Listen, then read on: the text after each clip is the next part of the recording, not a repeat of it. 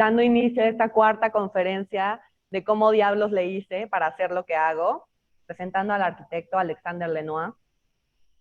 Él es egresado de la escuela EPSIC en Lausanne, Suiza, con título de diseñador arquitectónico y posteriormente en la Alta Escuela de Arquitectura de EIA en Fribourg, Suiza también, con el título de ingeniero en arquitectura y estudios de posgrado en urbanismo en Columbia University en Nueva York. Ha impartido talleres y conferencias en diversas universidades y foros nacionales e internacionales. Ha sido director de la Escuela de Arquitectura del Centro de Estudios Superiores de Diseño de Monterrey. Profesor de maestría en diseño arquitectónico de la Facultad de Arquitectura del Instituto Superior de Arquitectura y Diseño de Chihuahua. Profesor de cátedra de maestría en la Universidad Iberoamericana de la Ciudad de México. Actualmente imparte la cátedra Alexander Lenoir en la Facultad de Arquitectura de la Universidad Autónoma de Nuevo León. Miembro de la Academia de Número, con trayectoria que ha sido reconocida con más de 20 premios de diseño y arquitectura nacionales e internacionales, entre los que destacan el premio World Architectural Festival del 2010 en Barcelona, con el Instituto del Agua de Nuevo León, el premio de obras en el 2011, donde se le reconoce como uno de los 10 arquitectos de México. En el año 2013 fue elegido como arquitecto de sitio de Tadao Ando para el Roberto Garza de Asada Center, acreedor a la medalla de plata en la Bienal Nacional de Arquitectura Mexicana en 2014, con el Centro de Contacto Banorte ICSE. Recientemente expositor de la obra Hacer Ciudad dentro del marco de la Feria Mundial de Milán. Lenoir Asociados, taller dirigido por el arquitecto durante más de 30 años. Se encuentra actualmente trabajando en proyectos tanto en México como en Estados Unidos, desde escala doméstica hasta conjuntos habitacionales, comerciales, de uso mixto, corporativos y educativos. En la misma pasión y compromiso que imprime en la arquitectura y en la docencia, lo está con las causas filantrópicas, participando como miembro activo del Consejo de la Fundación Muro y con la Fundación Unidos por el Arte contra el Cáncer Infantil, entre otras. Démosle un caluroso aplauso. Alexander, bienvenido.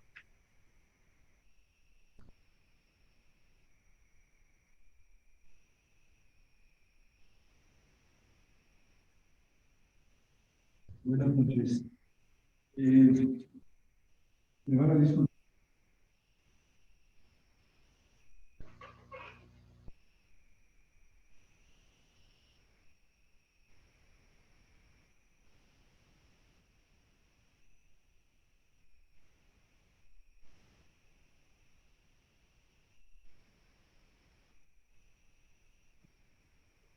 Y mis amigos me dijeron, oye, qué bueno que tú lo pusiste, como siempre, vemos ahí un toque de uno de estos puentes, no, esta vez porque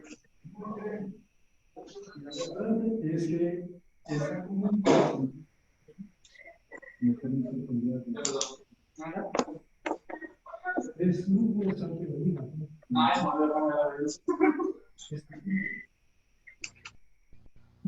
Y vemos la regla lumbrera.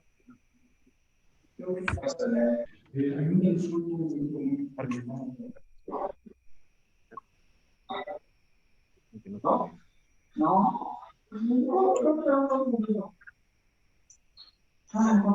Hay un insulto muy común que es el Star Architect.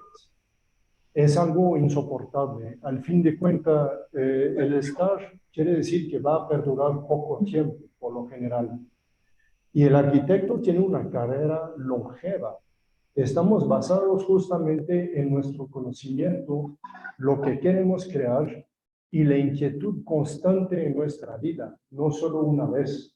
Entonces, los grandes arquitectos no son arquitectos del Star System, son arquitectos que han dedicado su vida y su trabajo a nuestra profesión. Y esto me parece muy interesante cuando hablamos justamente de la inquietud y la curiosidad que todos tenemos cuando abordamos la arquitectura.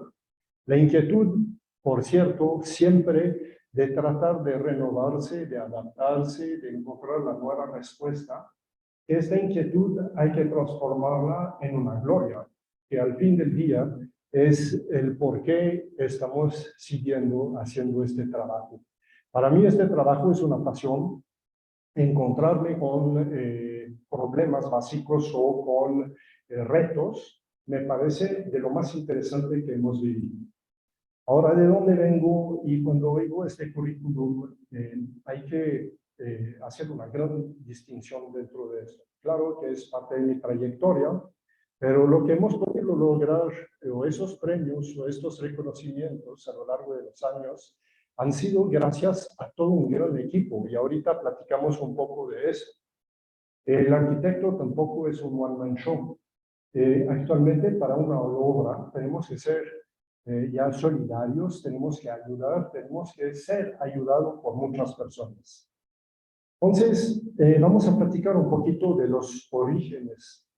Y mis orígenes suizos, ahora tengo la doble nacionalidad, suizo y mexicano, me han permitido entender muchísimas cosas. La parte divertida de esto es que me cambié de la Suiza de las montañas al norte de México a las montañas. El clima es un poquito distinto, pero al fin encuentro muchas similitudes también. Y de estas similitudes podemos hablar de varias cosas, que sobre todo es una suma de elementos que en un punto dado me definen o definen ya lo que soy. Y al final, estos elementos dan esto, las enchiladas suizas. Entonces, si vemos esto, es entender de dónde venimos, pero también entender lo que nos ha formado. Y dentro de esto, creo que he tenido profesores extraordinarios toda mi vida. He tenido la suerte de tener personas que me han inspirado y que me han ayudado a entender lo que tenía que hacer y cómo lo tenía que hacer.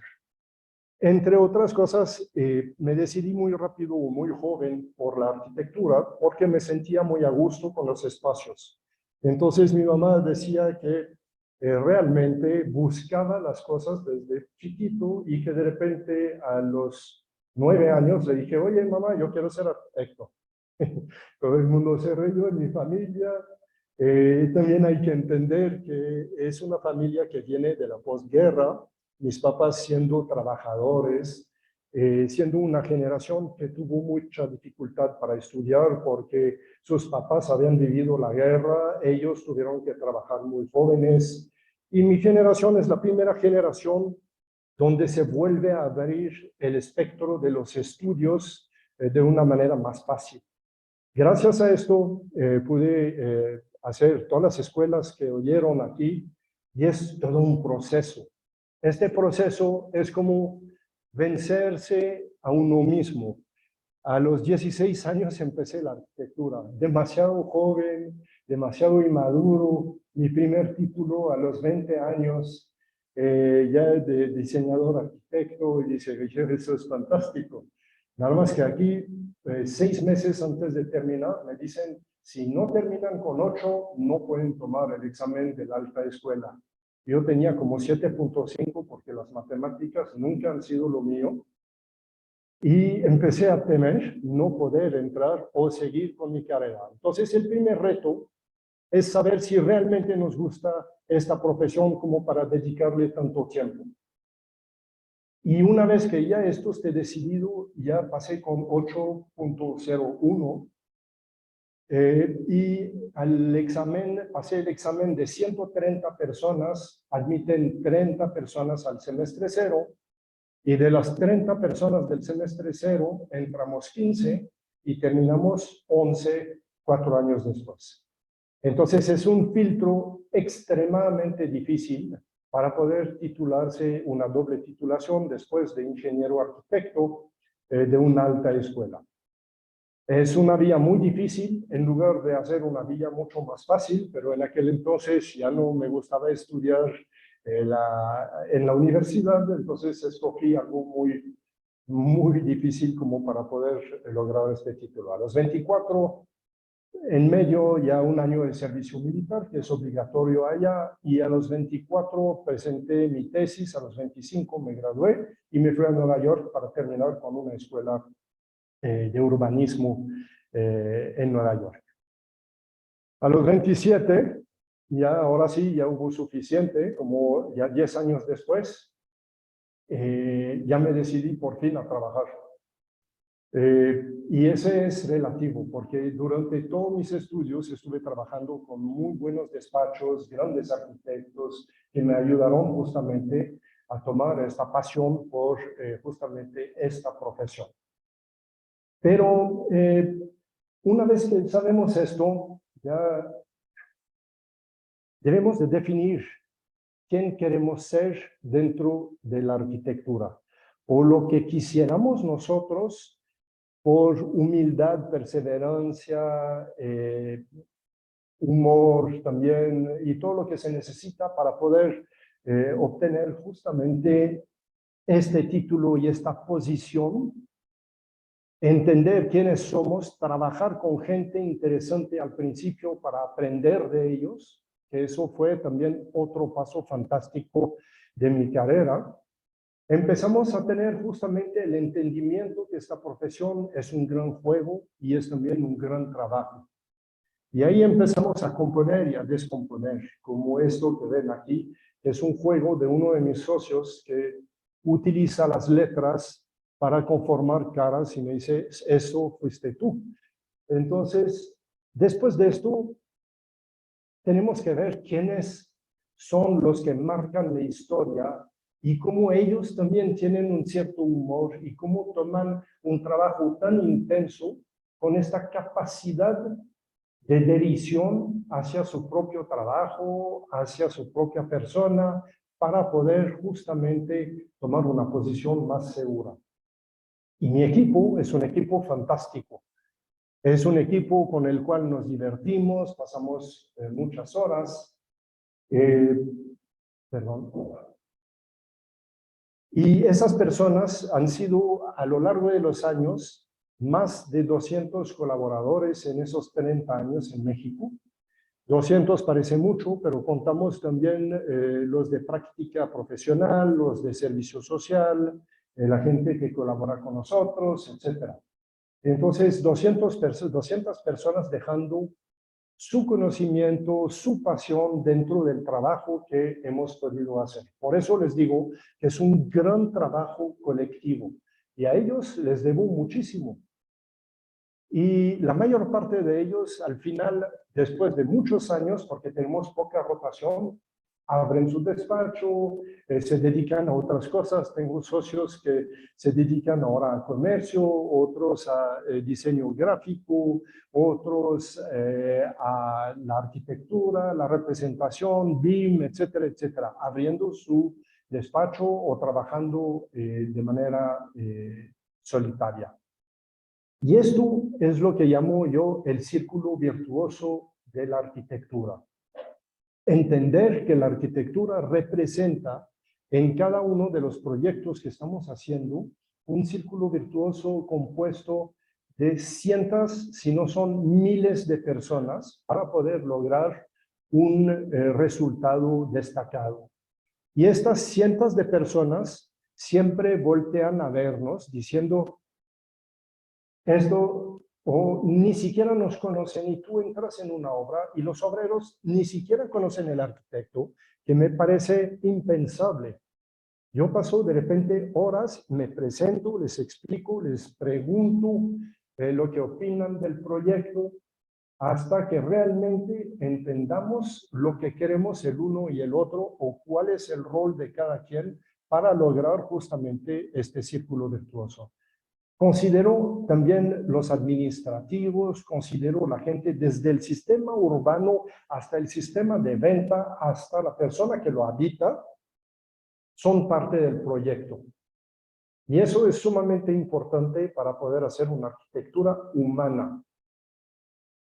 Y bueno, ese es uno de los grandes ejemplos cuando hicimos el edificio con Tadao. A la mitad de la obra, dije, oye, pues deberíamos hacer una foto, porque son muchos los que trabajan en esta obra. Eran cientos de personas, desde los directivos, la gente que tomaba decisiones específicas, los obreros. Y dijimos, ok, vamos a hacer una foto. Y esa es la primera foto. La primera foto tuvimos aproximadamente 180 personas. Y pues la gente feliz ahí estuvo muy contenta y a los 3/4 de la obra decidimos hacer una segunda foto. Ahí tuvimos 450 personas y tuvimos que hacer otro andamio. Y a la tercera, cuando terminamos el edificio, convocamos a todos los que querían ser orgullosos de lo que habían hecho o donde habían participado en una gran obra. Y adivinan cuántas personas vinieron, 1,200 personas. Jamás había visto esto, rebasó completamente lo que podía imaginarme en un espacio arquitectónico. El del prefabricado, el chofer, todos ahí estaban porque ya sabían que era la última foto. Y ahora sí, todos querían estar aquí. Y aquí van a ver, aquí está Tadawando. No sé, no, aquí en esta foto no está, pero está por aquí. Está llegando. Y fue muy interesante porque nos quedamos después de esto, más bien, como 2 horas saludando. Y la gente empezó a contar uno por uno su aventura de la construcción. Entonces es donde te das cuenta de la importancia de la arquitectura. Y desde aquí lo platico a los políticos, lo platico a los desarrolladores, lo platico a la gente que justamente interviene con nosotros en estas grandes obras. Pero lo mismo hacemos también con las casas. No crean que no me interesa esto, me interesa todavía más porque es más personal. Ahí buscamos el contacto no solo con el cliente, sino buscamos también el contacto con los obreros para que ellos sientan que esto van a ser felices a una familia y que esta familia cambia su historia a través de la arquitectura. ¿Cómo la cambian? Es muy importante, es muy interesante. Una arquitectura contemporánea, porque no hacemos otra cosa, y contemporánea quiere decir que es la arquitectura de su época, con los materiales, la tecnología necesaria, algo que da una marca para esta familia, como una huella histórica que marca un cambio normalmente fuerte, porque cambiamos todos sus pensamientos, su manera de vivir, de moverse, de interactuar dentro de una casa, aunque trabajamos con ellos y que sienten que le pertenece, entonces conocen la casa antes de vivirla, porque ya la hacemos de ellos, sigue siendo algo que cambia totalmente la vida. Nosotros, mi familia, ha vivido en varios lugares, pero hasta que hubo una casa de la familia. Y eso es algo increíble que hace que marque un hito dentro de la vida de las personas. A ver, se me bloqueó. Sí, no. Eso. Ahora sí, ¿ellos quiénes son? Ahí es algo muy, muy complejo. Y cuando hablamos de nuestros clientes, quiero agradecerles que sea un cliente corporativo, un cliente privado, porque gracias a ellos hemos podido hacer lo que hacemos hoy. Yo no construyo para mí, construyo para los otros, construyo para mis clientes, construyo para porque no construyo, diseño para los clientes y diseño para los usuarios finales. Entonces es muy importante conocer a nuestros clientes y ellos van a determinar realmente lo que podemos hacer en arquitectura. Entonces el primer discurso o el acercamiento es esencial. Sin este acercamiento, sin esta complicidad, no vamos a lograr una gran obra arquitectónica. Un cliente que no entiende es un cliente que pierde gran parte de este proceso. Por más que te digas lo que tú quieres, dices, no, pues no. O sea, haz lo que tú quieres, a lo mejor un cliente corporativo está bien. Pero a los pocos meses viene la segunda pregunta, cuando es así, y dice, ¿cuánto va a costar? Y ahí sí cambia el discurso de la arquitectura por el discurso del costo frente a un cliente. Entonces, si desde el principio no pusimos esto muy claro, si no sabemos lo que quiere el cliente, cuánto quiere gastar, lo que ya necesita y lo que sueña, obviamente este proceso no va a ser válido. Entonces, para no tener esas sorpresas, empezamos a negociar desde el principio. Y por lo general negocio muy bien. No negocio mis honorarios, es algo que no hago. Eventualmente redondeo, pero es lo único que hago. Voy a negociar la manera de trabajar con ellos. Y tengo aquí, cuando llegué a México, trabajé para una persona extraordinaria, muy fuerte, y su manera de trabajar era muy interesante.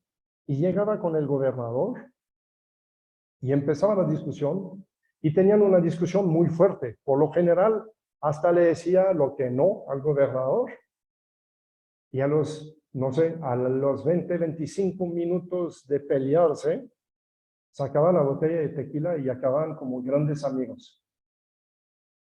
Era impresionante lo que podía lograr bajo este método. Entonces dije, pues por aquí yo creo que me voy a empezar a ir. Nada más que tenía 30 años y a los 30 años todavía me faltaba un poquito de pelo blanco y un poquito de cabello para saber a dónde iba y cómo lo podía hacer. Y sí, me topé 2 o 3 veces con experiencias no muy gratas en ese sentido. Pero sí, siempre sacamos el tequila al final y funcionó muy bien el truco. Entonces, muchas veces me preguntan, ¿y ahora tú qué haces? Dices, bueno, pues, ok, nosotros hacemos arquitectura, pero también ejercemos nuestra pasión y ahí es donde ponemos un poco de orden. Siempre les digo a mis estudiantes, no olviden las bases de la arquitectura, lo que debemos de hacer y después el cómo lo vamos a hacer. Este diagrama me ha seguido toda mi vida, desde, no sé, el segundo año de arquitectura que tuve un profesor extraordinario. Este profesor dijo, el que no hace arquitectura bajo este modelo no sabe hacer arquitectura. Entonces decía siempre, el contexto, el concepto, la forma, la función y la técnica son las bases de la arquitectura. Y eso es un poco lo que platicábamos hoy también en la comida. Cuando la gente ahorita habla de sustentabilidad, parece que es algo totalmente nuevo, algo inventado últimamente, y dice, es ridículo. Toda la vida la arquitectura ha sido sustentable. Es la lógica de la arquitectura. Entonces, seamos lógicos, sigamos justamente una metodología que nos permite hacer la arquitectura como la queremos. Una arquitectura responsable, una arquitectura respetuosa o irrespetuosa. Hay que entender que la manera de hacer la arquitectura a veces es también provocar para poder obtener resultados distintos. Y esto se hace de diferentes maneras. Ahora, ¿qué hacemos? ¿Y por qué nuestra arquitectura es una arquitectura sólida? Es una arquitectura que va a dejar algo a la gente. Es porque hacemos una investigación muy a fondo. Primero nos preguntamos siempre todo. Y las 7 preguntas es, ¿qué estamos haciendo? Y en serio, cada vez que ya agarro esto y que dibujo, digo, ¿qué estoy haciendo? Y en serio, que lo practico. Y luego es el por qué lo estoy haciendo. ¿Para quién lo estoy haciendo? ¿Dónde? Etcétera. Y esto ya, estas 7 preguntas donde viene también lo que platicamos, el cuánto y el cuándo, porque tenemos tiempo, dinero, tenemos todo en las manos. Es una responsabilidad enorme para un arquitecto. Y muchos lo olvidan o excluyen una parte de la arquitectura cuando realmente tenemos una gran parte de esta responsabilidad cuando empezamos una obra. Ahora tenemos una obra que vale 550 millones de pesos. Y dices, 550 millones. A ver, ¿quién los tiene realmente para poner en una obra? 550 millones es un monto extremo. Y estamos diseñando una cosa que vale este monto de dinero. ¿Qué responsabilidad es esta realmente? Entonces, no es solamente la parte de arquitectura, es la parte también el entendimiento de lo que estamos haciendo en esta sociedad. Y luego, tenemos del otro lado algo que para mí es esencial, que se llaman los contextos. Eso es justamente para mí la parte conceptual. Los contextos nos dan las respuestas exactas a nuestros proyectos. ¿Dónde lo estamos haciendo? Que es la parte más obvia, que es la parte geográfica, pero también los contextos socioculturales, los contextos políticos. Ahorita ya estamos viendo cómo un contexto político puede afectar justamente nuestra profesión, el contexto económico, que es el que acabo de platicarles, etcétera, etcétera. Por ejemplo, trabajamos cerca de, ¿cómo se llama? Playa del Carmen. ¿Y saben cuál es el problema? No hay obreros. Sencillamente no podemos construir porque no hay obreros. La constructora va a tener que venir de la Ciudad de México porque no podemos construir. Entonces, el contexto laboral es otro de los contextos muy importantes que debemos de estudiar cuando estamos haciendo este tipo de cosas. Entonces, los contextos para nosotros es el motor de nuestra arquitectura. Y luego viene esto. Lo que al principio de mi carrera nos decían, olvídense, la arquitectura es lógica. Y dices, la arquitectura es lógica, pero hay otra parte, ¿no? Hay una parte del corazón, hay una parte del alma, hay una parte que debemos de poder entender aparte de la intuición, no el instinto. Y la intuición es un bagaje acumulado. Entonces, entre más vamos adelante, más conocimiento, más grande nuestra biblioteca mental para poder conformar nuevos conceptos arquitectónicos. Entonces, a los jóvenes les digo, a ver, ¿qué sientes? Los llevo a un terreno, les digo, ¿qué sientes? Oh, está padre, ¿no? Aparte, pues hay una calle, así, bien, empezamos.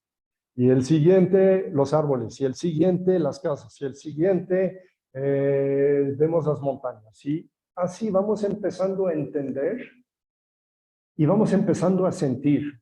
Huele feo, hay mucho ruido, lo que vemos vale la pena, y todo esto hace que nuestra arquitectura adquiere un valor humano que solo justamente es humanamente perceptible.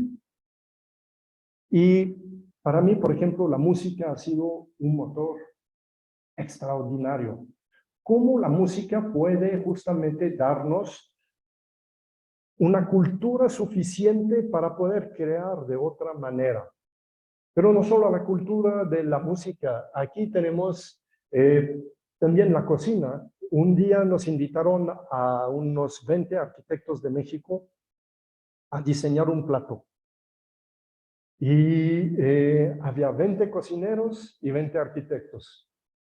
Y el cocinero decía, ok, vamos a hacer tal cosa, pero tú vas a construir el plato. Entonces diseñamos la cocina y entonces el lado culinario encontró un lado justamente de construcción muy importante porque usamos todos los sentidos para hacer esto. Usamos la vista, nos escuchamos mutuamente, usamos ahí el sentido del olfato que era muy importante. Y luego el enamoramiento, que de esto no hemos platicado. pero la arquitectura es enamorarse. Si no nos enamoramos, difícilmente vamos a amar lo que estamos haciendo. El arte, absolutamente básico, es una fuente increíble para poder entender lo que queremos hacer, cómo lo queremos hacer. Me inspira muchísimo ver el orden, el desorden, el caos, ya todo lo que podemos sacar de este conocimiento para aplicarlo a nuestra profesión. Me ha parecido fantástico. Y la lectura ahorita nos está matando esto y nos está matando mucho. Muy poca gente sabe utilizar esta herramienta, que es una herramienta que a mí considero como fabulosa. O sea, si pudiera tener aquí dos que me salen de los dedos, ya me parecería extraordinario, pero lo uso, no me usa. Y esto ya es algo que debemos de entender. Y hace 25 años estaba viendo el nuevo movimiento cuando nació la obra de Rem Koolhaas y de estos grandes arquitectos que han cambiado el movimiento moderno en un movimiento contemporáneo. Y ahí hubo un filósofo que se llama Bruce Mau. Y este filósofo, muy interesante, era un esquimal. Y dice que los primeros 18 años de su vida, lo único que veía era la tierra desolada o el blanco de la nieve. Entonces dice, toda la inspiración que he podido tener durante estos años venía del arte, venía de la lectura, y yo me imaginaba lo que no veía. Entonces, cuando se encuentran este arquitecto y este filósofo, le describe la obra al arquitecto, porque un arquitecto que describe su propia obra es un poco complejo y sobre todo es un poco presumido. Entonces es más interesante ver lo que percibe la gente justamente de una obra. Entonces invita a este hombre, empieza a explicar una obra a través de los grandes trazos de la obra. Y eso fue justamente gracias a la lectura. Entonces, esta gran lección es, cada vez que leo, me imagino, porque al fin, pues no hay imágenes. Y eso es lo extraordinario de la lectura. Cierras los ojos y te imaginas el paisaje, te imaginas la persona que ya está describiendo esto, te lo puedes imaginar a tu gusto porque transformas un personaje y es por eso que muchas veces cuando pasa la pantalla, dices, ah caray, no me lo imaginaba así. O este James Bond no es, que ya cuando cambian de James Bond, dices, ajá, oh, el otro estaba mejor. O, ah, no, eso sí, ahora sí es como me lo imaginaba. Y es increíble esta imaginación que tenemos tan fértil, cómo la podemos utilizar a través justamente de estas herramientas que tenemos a disposición. Y bueno, lo que les digo, la tecnología para mí es un motor fabuloso. Creo que estamos en estos próximos 5 años, olvídense nuestra profesión tal y como la conocemos. Los que no van a cambiar hoy, en 5 años, son obsoletos.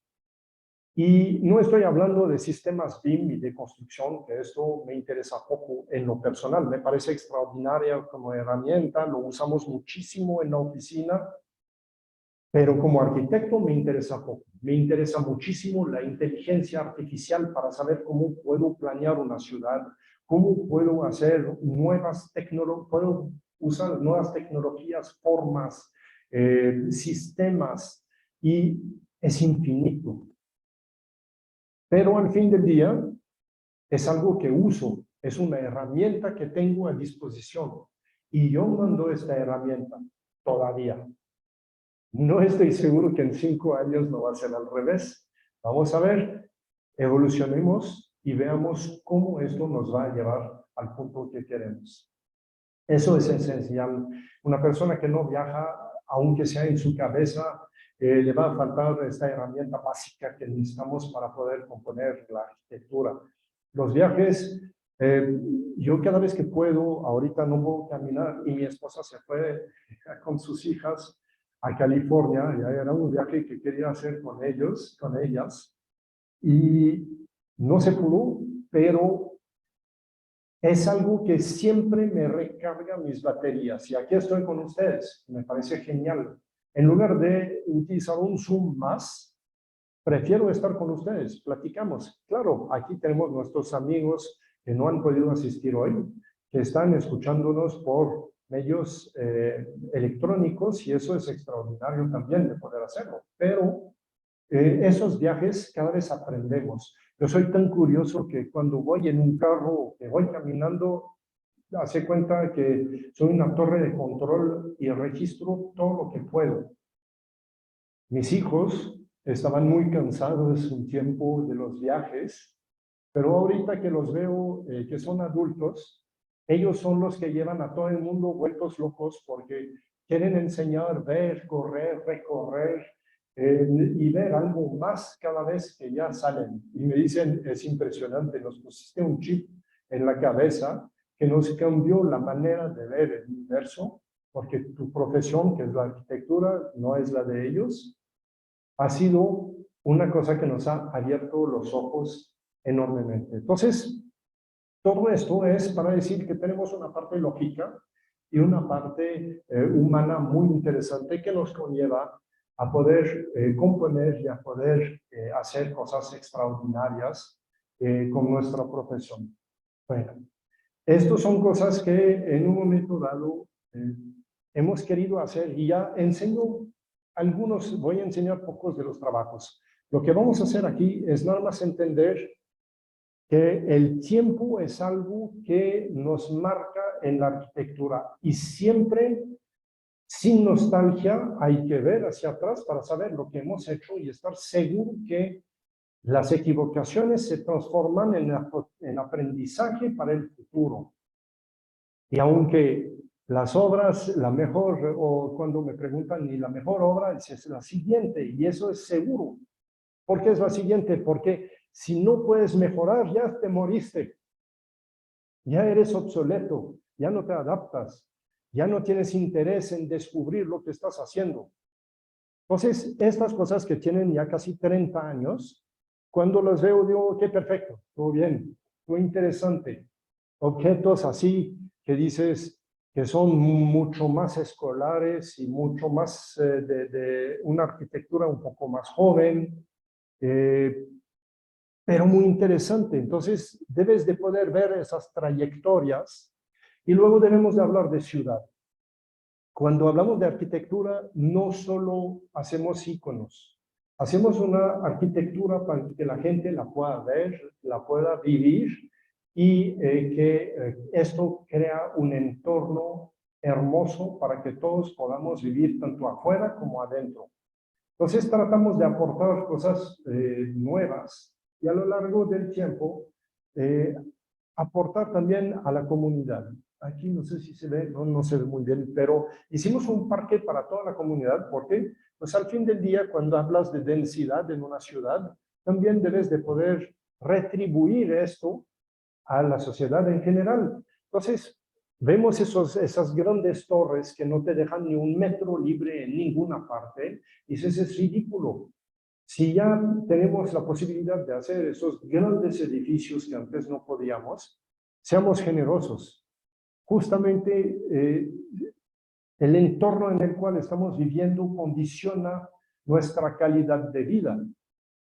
Y eso es nuestra responsabilidad también, hacer cosas más interesantes. El arte, como lo pueden ver, en los edificios lo ponemos muchas veces, si no es adentro, es afuera, en medio, ya donde sea, muchas veces en la calle, cuando el edificio es un poco más antipático, es decir, que tiene un muro, ponemos arte en la calle, tenemos jardines, ampliamos banquetas, tratamos de ser un poco más generosos. Y luego, muchos proyectos. Trabajamos ahora, lo que platicaba aquí con varias personas es, me dice, ¿qué estás haciendo? Pues 7 proyectos al mismo tiempo. Desde cosas enormes hasta un pequeñito pabellón de vidrio para un amigo. Cosas para que la gente lo pueda vivir, cosas accesibles a nivel financiero, cosas que mezclan los usos para que ya podamos vivir en una parte donde queremos estar en un espectro, no de movilidad, sino movernos a un espectro de proximidad o de cercanía. Es decir, cambiemos nuestro panorama completamente de las ciudades para ciudades más vivibles. Me gusta este lugar, está padre ya lo que estamos viviendo aquí, pero tener un edificio por ahí, otro por allá, un centro comercial por allá. Es una ciudad de hecho para los carros, no es una ciudad hecha a una escala donde ya tengamos todo a la mano. Y el hecho de que haya una universidad, un kinder, etcétera, no hace que la gente se mueva con un servicio o un transporte público eficiente, donde pudiéramos también dejar a nuestros hijos ir a la escuela con toda la seguridad de que la banqueta esté bien hecha.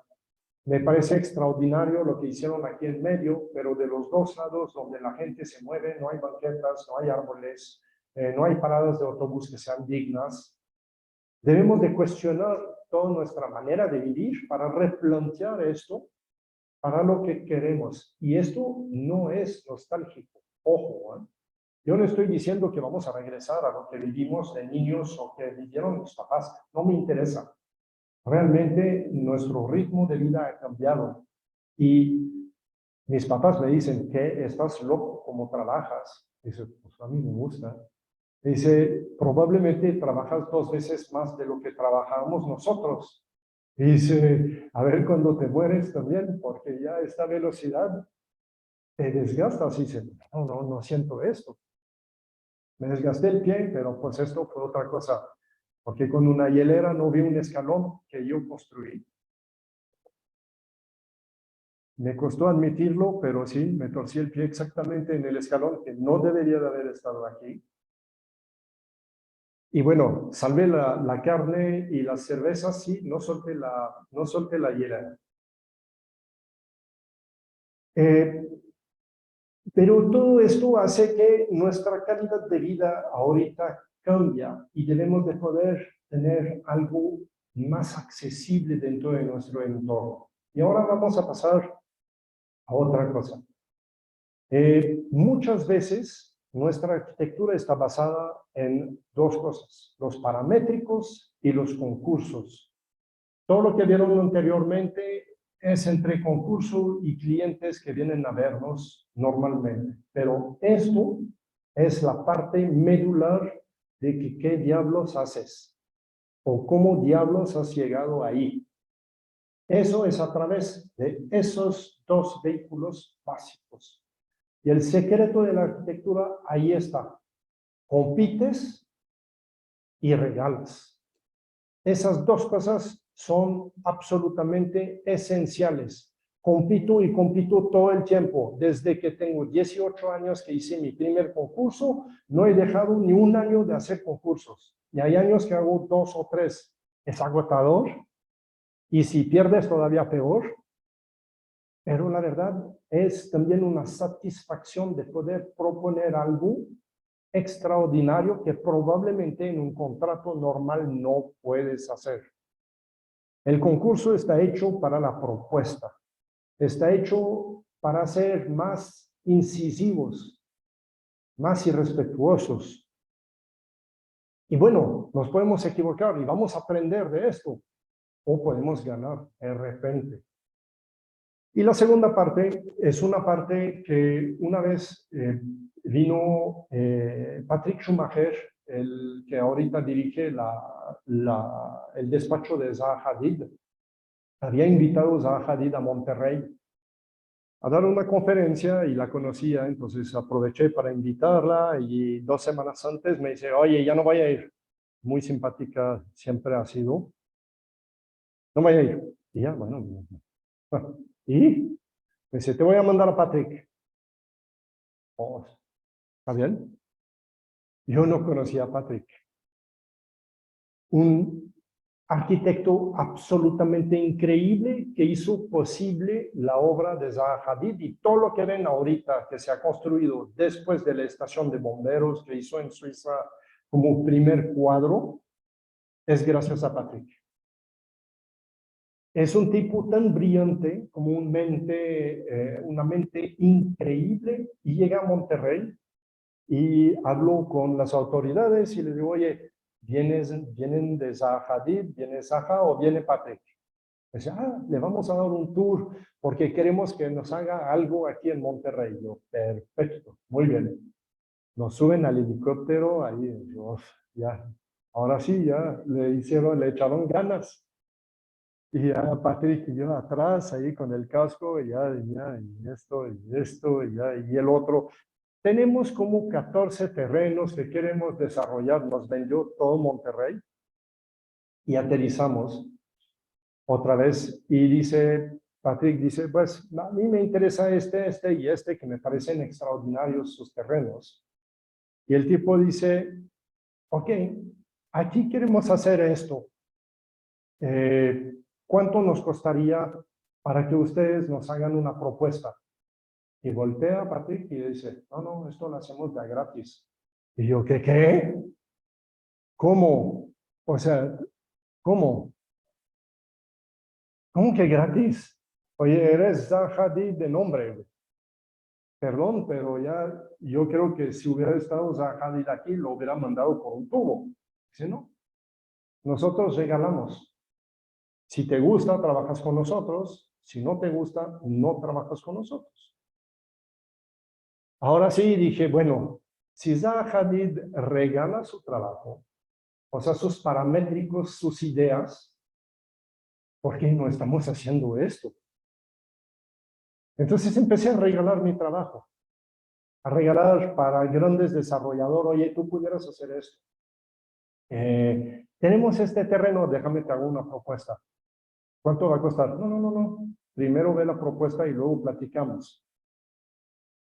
Entonces ha hecho una cosa extraordinaria porque he podido tejer una red muy distinta con los desarrolladores, con clientes privados, con clientes corporativos, y siempre les regalo una parte de mi trabajo. A veces lo aprecian, a veces no. A veces te usan y a veces te abusan. Hay que entenderlo, y a veces sí aprecian realmente lo que tú estés haciendo. Y el segundo son los concursos. Concursos ahorita la mayor parte por invitación, porque pues ya nos conocen a nivel nacional, nos han invitado a concursos fantásticos, y eso es gracias a esto. Hacemos concursos. Todo el año proponemos. Este es 1 año y medio de concursos, para que me entiendan, y de propuestas. Eso es lo que hacemos, gratuito.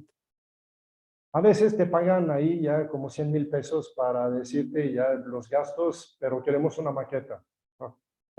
Ok, está bien. Y luego pasa esto. Ups. Dice, un 30% más o menos es lo que obtenemos. Y este 30% es, de todos modos, aparte con variaciones. Hay años donde hemos bajado a 10 y hay años donde hemos salido con 45%, que esto es igual de terrífico, ¿eh? Y luego pasa esto. Entonces, ¿cuántos proyectos queremos hacer en la vida para poder tener una obra construida interesante? Y esto, si lo comparamos con Europa, estamos en la gloria. Veo mis amigos europeos, los amigos suizos, que me dicen, ¿cuántos edificios estás construyendo? ¿Cuántos proyectos estamos poniendo sobre el mercado? A ver, ¿tú cuántos concursos haces al año? Oh, 1, yo como 5. Dice, ¿cómo le haces? Pues dibujo, me dedico, me interesa, lanzo, si pierdo, no me importa, invierto mucho en mi profesión, invierto en mi cerebro, en lo que me gusta, y pongo mi oficina a trabajar. Y por eso tengo poca rotación. ¿Por qué? Porque es interesante trabajar sobre un proyecto de ese tamaño, de esta magnitud, de esta importancia. Se vuelve algo sumamente interesante para todos. Y gracias a esto hacemos ese tipo de edificios que dejan una huella específica y sabemos que son edificios muy apreciados, que ese es un edificio relativamente viejo. Y creo que para mí es la manera de mantenerme activo toda mi vida. O sea, el nivel cerebral no puedo parar, porque una vez que empiezas este ritmo, hasta en las vacaciones es difícil, ¿verdad? Yo me llevo 2 libros para estar seguro que pueda estar tranquilo un ratito. Y luego ya me levanto para ver qué hay alrededor. Hasta en el mar, ya dices, híjole, vamos a caminar, ¿no? Un ratito. Es que es la manera de hacer arquitectura, de entender, de mantenerse hábil toda la vida. Este fue un concurso que cambió el rumbo en el cual nos invitaron. Ahí nos invitan de relleno, porque necesitaban invitar a una firma de Monterrey con 5 firmas de la Ciudad de México, de Estados Unidos y no me acuerdo de Canadá, creo que era el otro. Firmas como RTKL, SOM y otras que eran 2 o 3 grandes firmas también de México. Y delibera el jurado y ahí estaba el consejo de Banorte y dicen, bueno, pues vamos a abrir ya el ganador y abren y dicen, caray, es Lenoir y Asociados. Y ahí, como ahorita tengo varios amigos consejeros, me dicen, dice el que abre el sobre, dice, bueno, ¿qué hacemos? ¿Lo volvemos a poner en el sobre y abrimos el segundo? Y el presidente del grupo en aquel entonces dice, no, ganó, le van a dar el contrato y van a asegurarse que lo pueda llevar a cabo. Es un edificio donde trabajan 3,000 personas al día. Imagínense la responsabilidad de la arquitectura cuando condicionas 3,000 personas, la calidad de vida de 3,000 personas.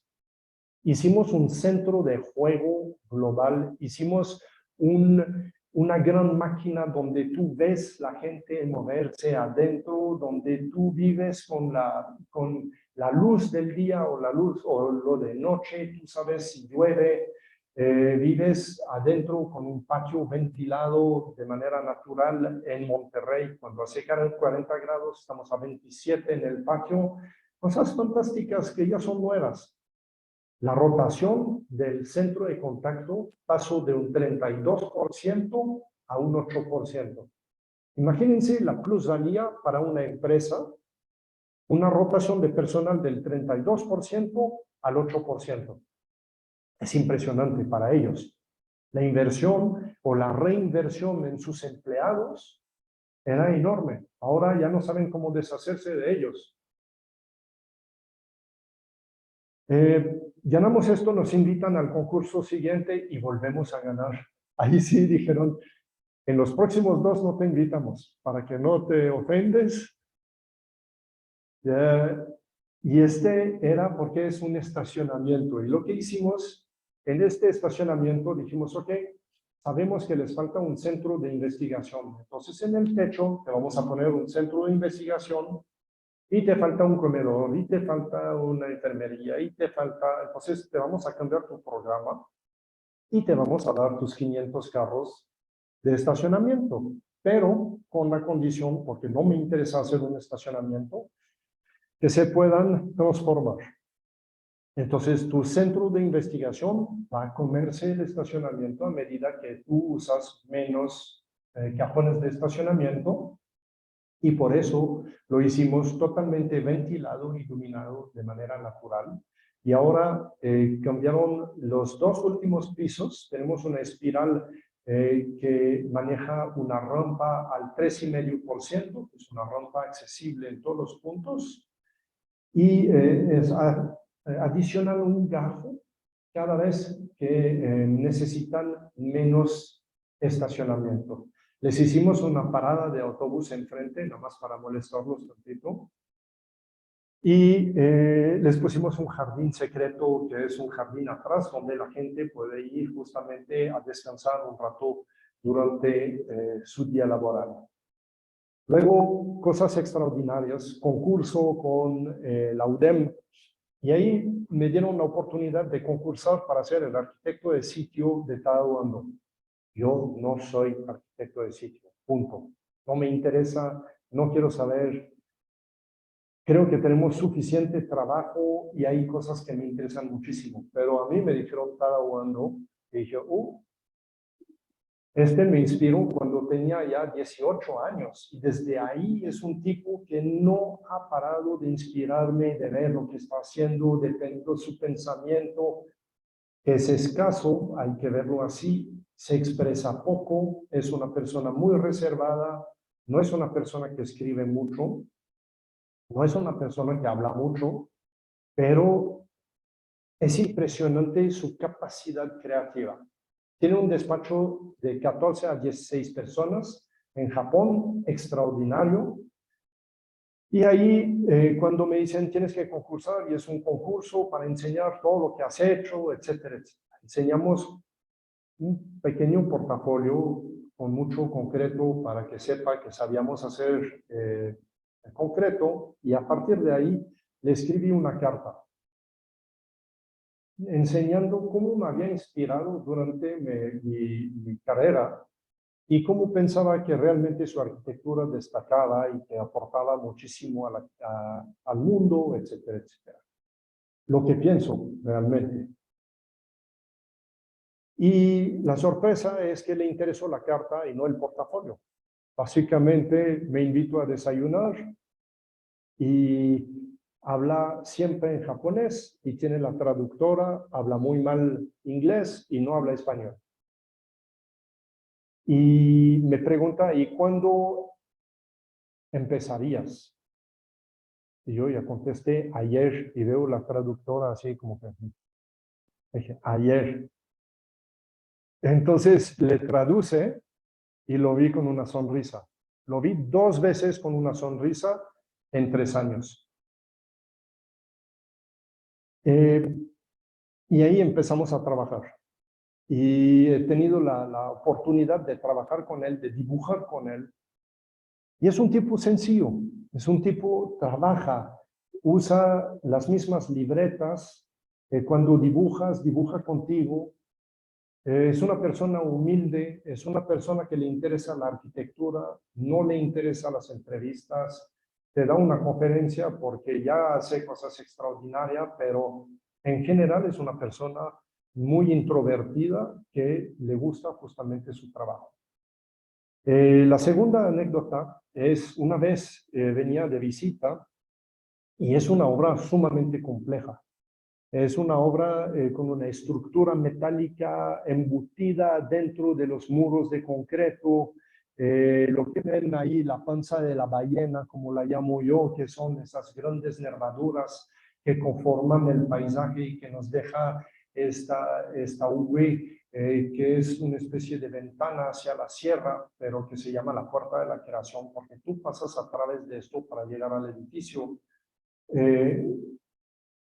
Esto es una tecnología de vanguardia y tenía un proyecto similar y mucha gente me dice, es que es lo mismo que hizo en Abu Dhabi. Dice, para empezar, diseñó y no se hizo, porque nunca encontraron la manera de hacerlo. Y aquí ya trabajando con 4 diferentes ingenieros que dieron diversas respuestas, pudimos hacer este edificio. Es un edificio puente de 70 metros que sostiene 4 pisos de aulas, que trabaja con un patio interior vacío en el edificio, un grado de dificultad enorme. Y ahí estábamos terminando la parte de la obra gris y la UDEM nos invita ahí al recorrido y vamos platicando y nos paramos y toda la comitiva ni siquiera nos pelaba. Ya se fueron sin darse cuenta que nos habíamos parado. Se fueron al piso de abajo hasta que se dieron cuenta que ya no estábamos. Y estaba solo con él y ve el patio y dice, nunca hubiera pensado que fuera posible. Pero ¿cómo? Se ríe y me dice, arquitectura japonesa, ingeniería suiza. Bueno, eso fue la segunda vez que lo vi reírse en la obra. Entonces, cosas así extraordinarias, luego ganamos cosas también donde participamos, aeropuertos que cambian totalmente el rumbo de una ciudad. Aquí la gente de Reynosa que nos escribe, que dice, gracias por creer que Reynosa todavía tiene esperanza y vamos a salir de este mal paso del narcotráfico, de la violencia, etcétera. Y dices, oye, yo no soy el que invierte, pero pues sí, dice, por fin tenemos un edificio digno, para nosotros, para poder viajar, y esto es algo extraordinario. Cuando tú recibes este tipo de retroalimentación, es muy interesante y la gente cree en lo que tú estás haciendo. Lo mismo ganamos aquí un centro para la policía y dices, ¿cómo maltratamos a la policía en este país? Las escuelas son, para ellos son malas. Cuando hay escuelas, los mantenemos en lugares feos. Los tenemos ahí rinconeados, los insultamos, los maltratamos, no creemos en ellos. Por eso, cuando debemos de hacer una institución, debemos de pensar en el respeto. Debemos de pensar en que esto va a ser una educación intuitiva de la persona que automáticamente, cuando se acerca a la arquitectura que estamos haciendo, se educa un poco. ¿Y saben qué? Es totalmente cierto. Cuando ahorita se gradúan de aquí y que el alcalde dice, él es el responsable, el edificio, arquitecto, está genial, y ya vivimos, porque viven 9 meses de formación ahí adentro. 9 meses para la formación de un policía. Antes será una semana. Es una escuela fantástica, es una máquina de formación que te impone un respeto. Invitan a su familia a la graduación y ¿saben qué? Lo primero que hacen es enseñan el edificio donde estuvieron. ¿Por qué? Porque están orgullosos de poder formarse en algo que tenga realmente esta calidad. Ahora, los salones son fantásticos, los laboratorios son geniales, el auditorio es extraordinario, es mejor que este, sin duda, que es bueno, la verdad, pero dices, y la verdad, ese es un muy buen auditorio, pero para ellos, imagínense, pasar de una cosa donde les ponían sillas de Coca-Cola a pensar que su formación es sumamente importante y digna. Entonces, tecnología, otra vez, iluminación, ventilación, sistemas de sustentabilidad, de técnica, de arquitectura avanzada, es decir, solar, también eólica, reforestación del parque porque está en una zona industrial, reconfiguración del sistema urbano para que el carro no esté aquí enfrente, tienen un estacionamiento a 300, 250 metros. Ahora sí, a caminar, a darles el andador donde no te aplastan, las banquetas arboladas. Y aquí al lado, cosa muy importante, desplazaron los niños ricos del fútbol americano de este municipio más rico de México, los desplazaron al lado de esto. Entonces, la cafetería es abierta al público. Entonces, tienen máquina de expreso, tienen una cosa para crepas, tienen jugos deliciosos.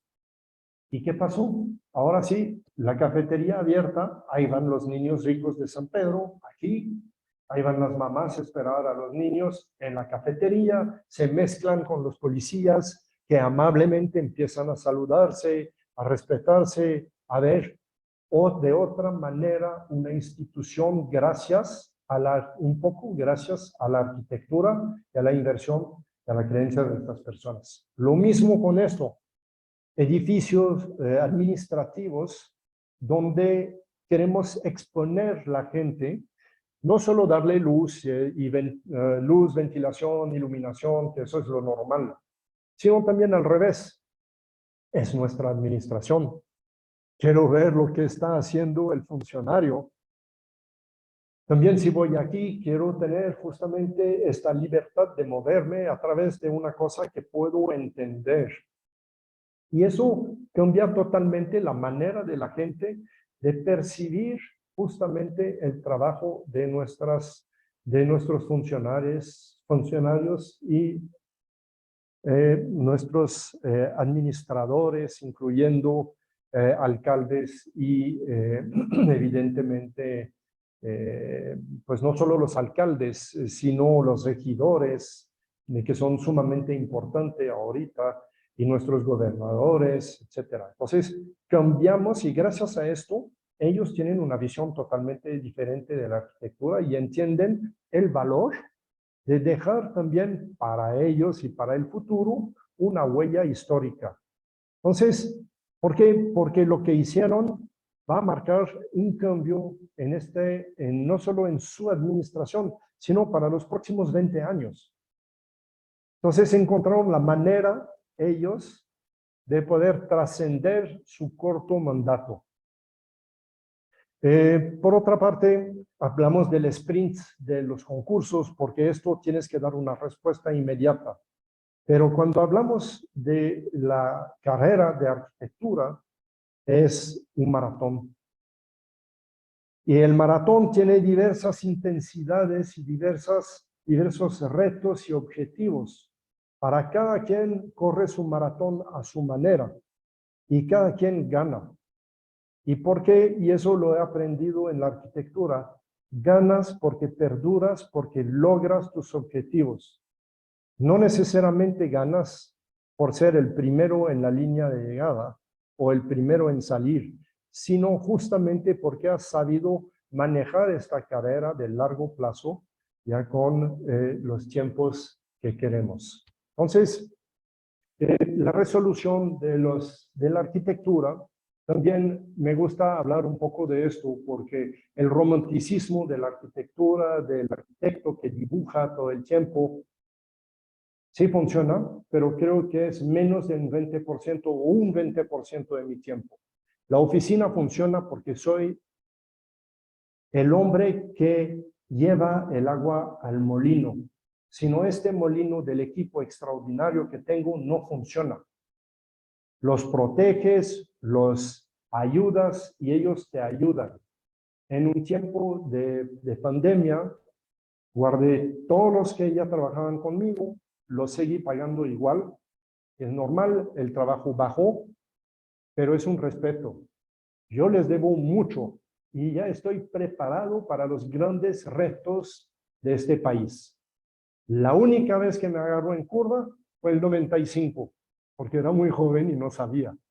No sabía lo que era México y me desperté un día esquiando en Gstaad, muy a gusto. Tenía 34 empleados y de repente veo en la televisión ahí muy a gusto con mi vino tinto ahí del fin de tarde, veo México con una crisis y consecuencias, la economía de México perdió un 40% de su valor en menos de 48 horas. Dice, a ver, eso es una mala broma. Y empecé a querer hablar y evidentemente fin de tarde todo el mundo estaba dormido en México. Me tuve que esperar hasta las 12 de la noche para poder empezar a hacer llamadas. Mis clientes, ni uno contestó.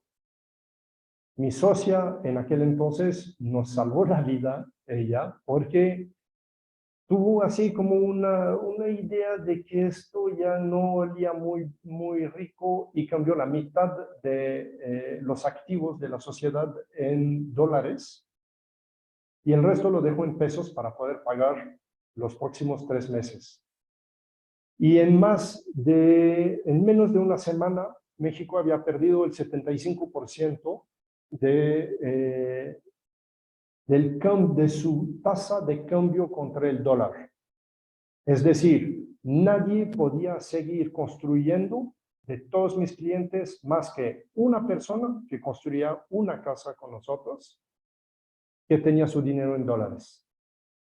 Y escuchen bien esto, era el segundo en desarrollo territorial en México en aquel entonces. Es decir, teníamos aproximadamente 7,000 hectáreas en desarrollo a través de México.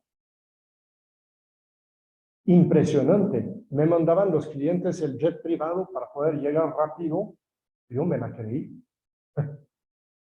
Y te despiertas ahí y es la única vez que dije, ahora sí, entendí, cuidado, vamos a cambiar el sistema de la oficina. Pasamos de 30 y pico personas en 3 meses a 3 personas.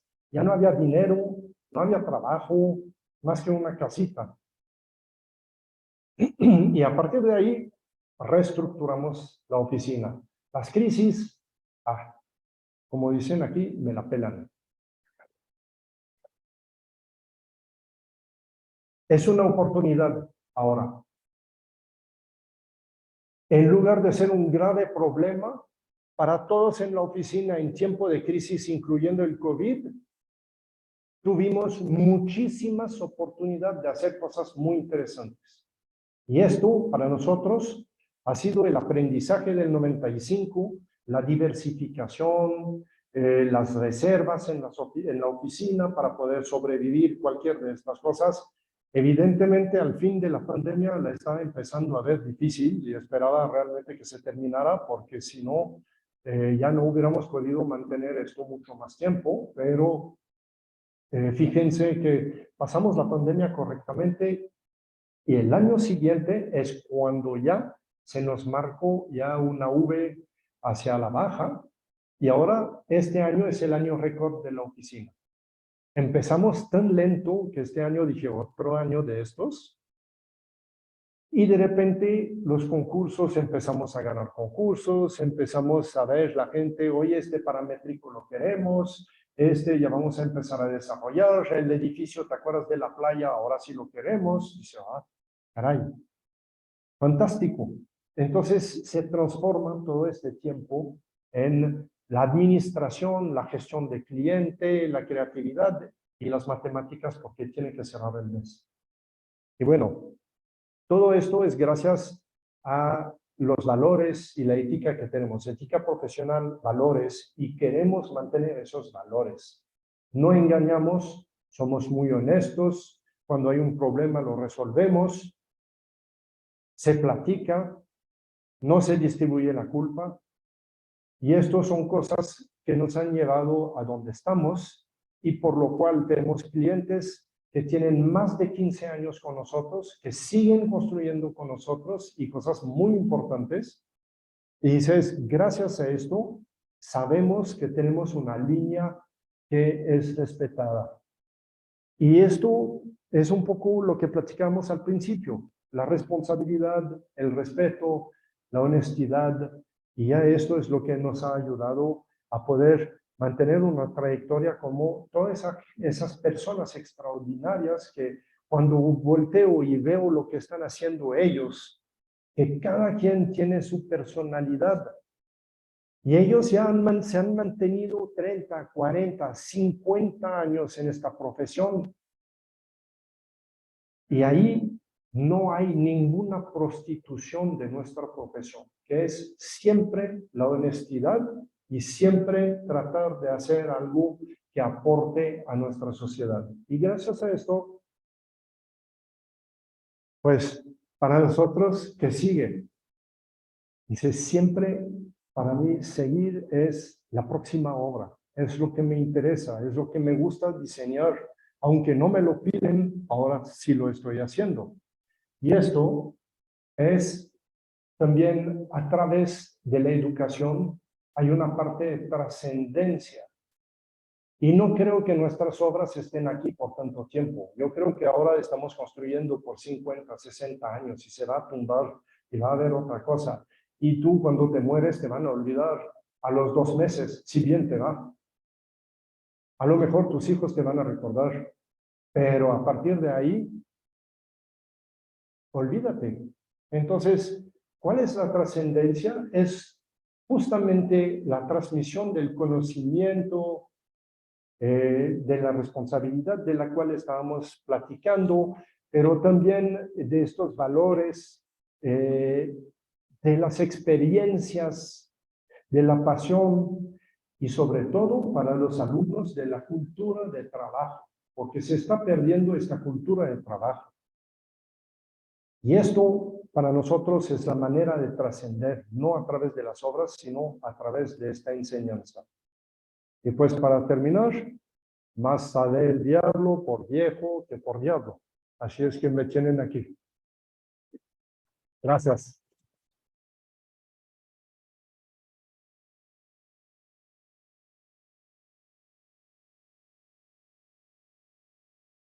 No sé si hay una sesión de... ¿Sí? Ah, perdón.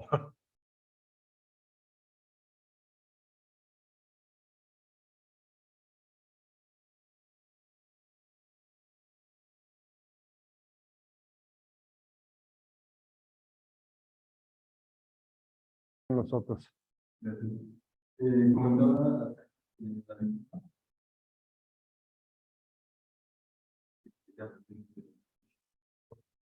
¿qué libro usted me recomienda que usted le haya formado como esta creatividad? No. Ah, pues hay muchos libros que me interesan y que son muy interesantes. Ahorita el de Yuval Noah, que el hombre que juega a Dios, no sé cómo va no me acuerdo del título, Homo Deus, sí, que el hombre juega a Dios y por qué ya estamos cambiando justamente nuestros patrones, cómo estamos viviendo. Hay una anécdota del libro que dice que el entrenador del Manchester City de 140 años piensa pasarlo a su pupila de 75 el mando del equipo. ¿Y los futbolistas cuántos años tienen? Dice, el hecho de prolongar nuestra vida, estamos jugando justamente a ser dioses. Pero también estaba leyendo ahorita algo muy interesante, que cuando rebasas los 65 años, haces parte del 9% de la población mundial.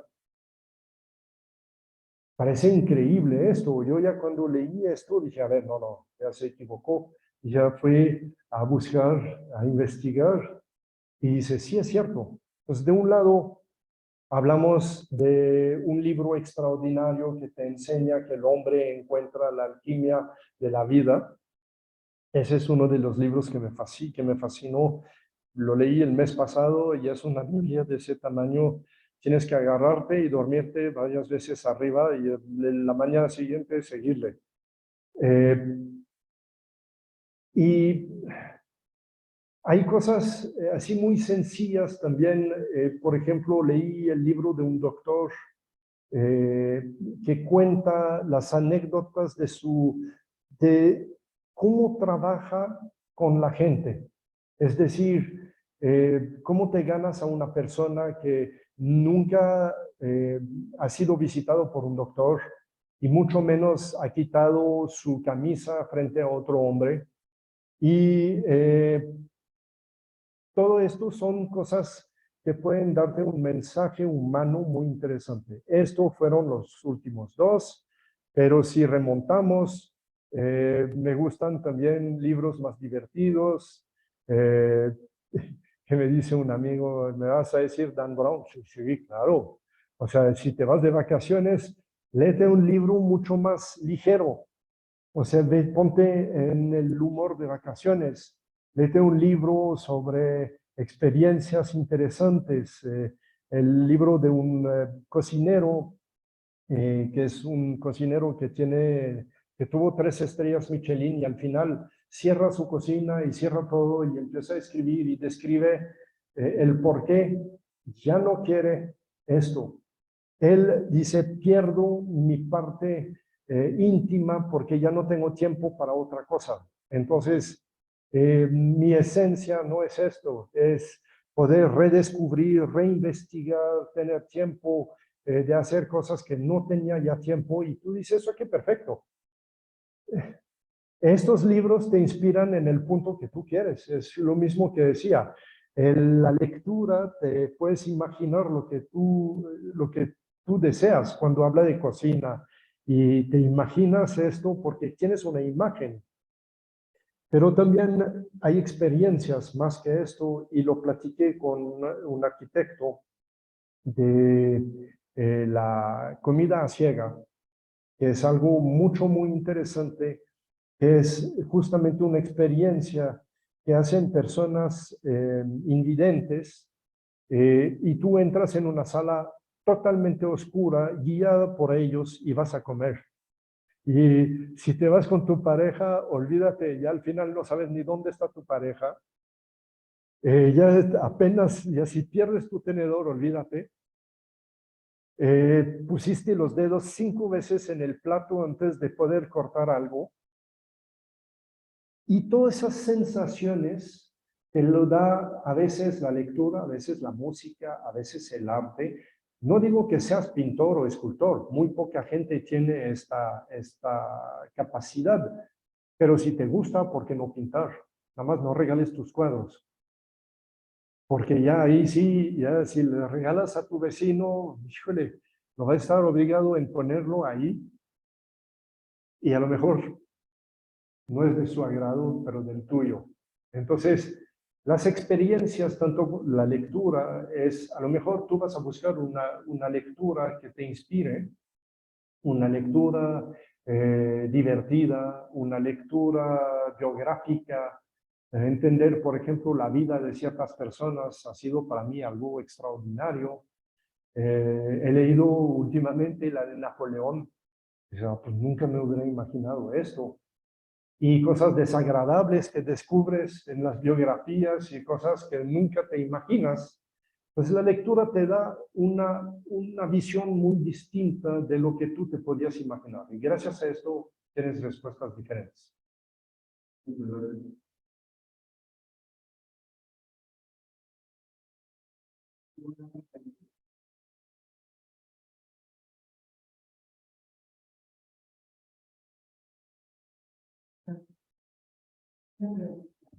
¿Por qué quedarte en el país?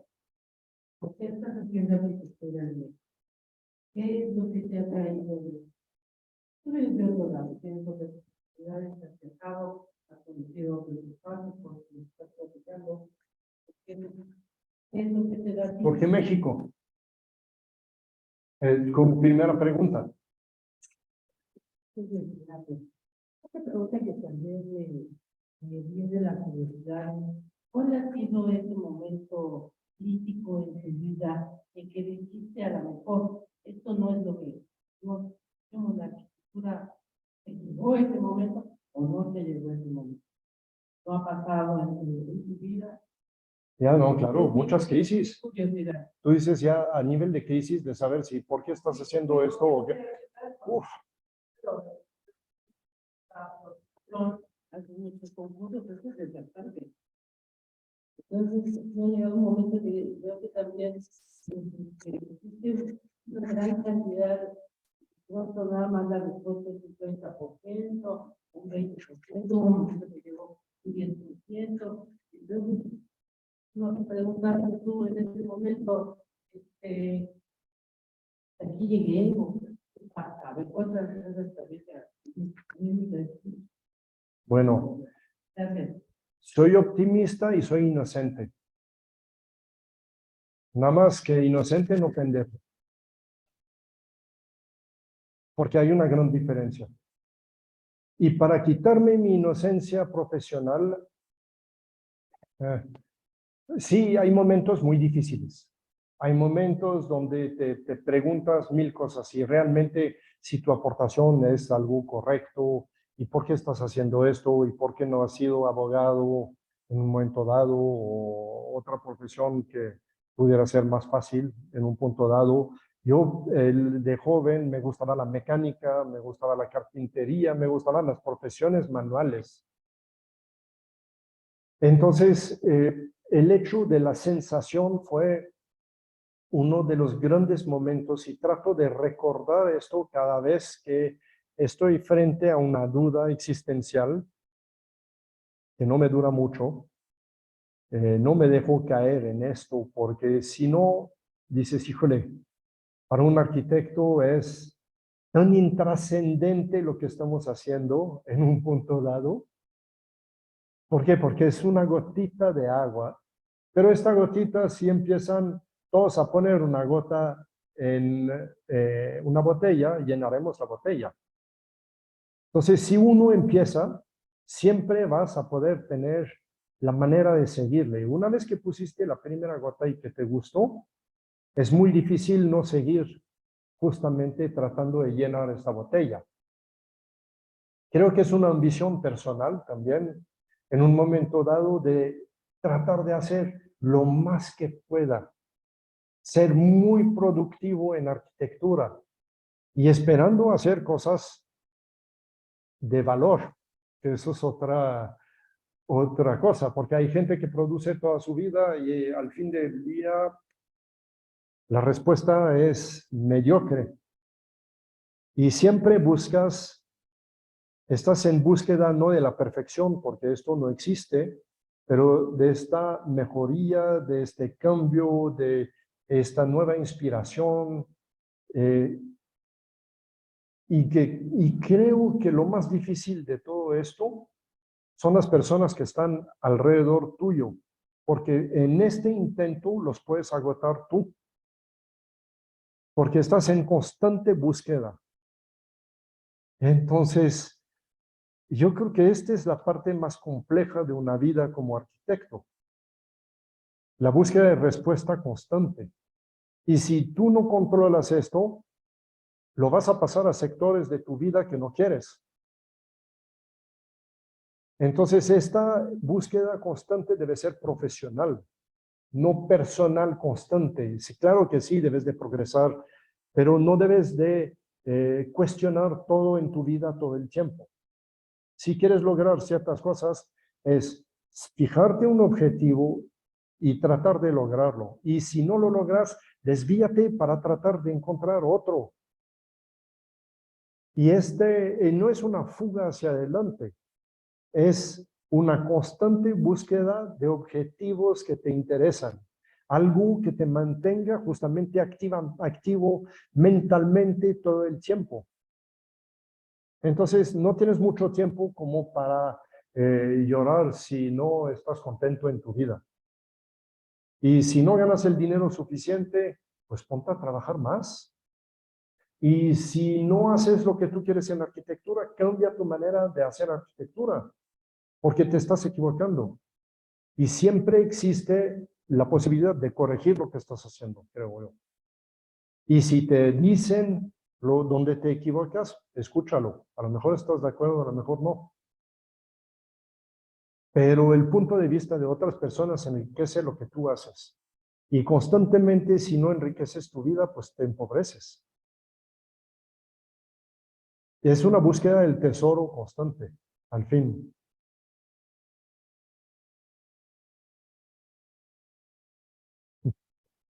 Bueno, mi primera novia a los 16 años fue mexicana. Y a los 14 había dado una conferencia sobre las pirámides de México en la escuela, porque me interesaba, porque encontré fascinante la historia de México, porque lo que veía me parecía digno de interés, porque la historia en sí era increíble, la evolución, la mezcla, todo lo que tú te podías imaginar para que el país llegue a lo que es ahora, me parecía un país de una riqueza extrema, diversidad y riqueza. Y llegué a Querétaro, no llegué a Monterrey.